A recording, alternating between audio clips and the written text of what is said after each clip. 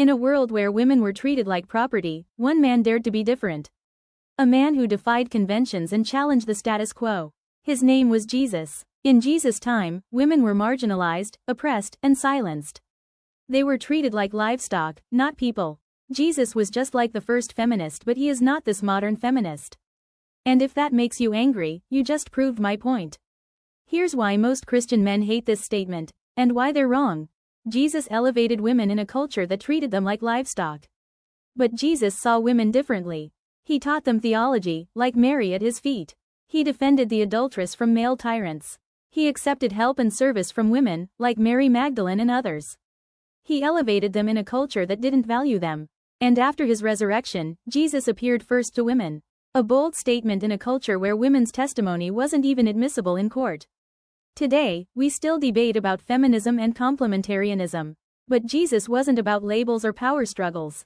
The problem isn't feminism or complementarianism. The problem is men who demand authority without accepting crucifixion. But here's what modern feminists miss. Jesus didn't liberate women from submission. He liberated them from men who demanded submission while living in rebellion. Jesus wasn't a feminist activist.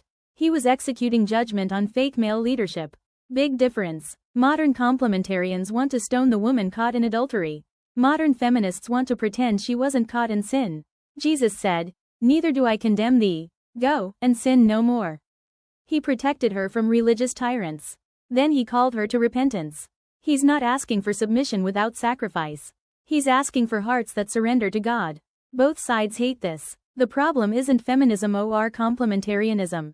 The problem is men who demand authority without accepting crucifixion. You can't demand submission from your wife when you won't submit to God. That's the fraud both sides protect.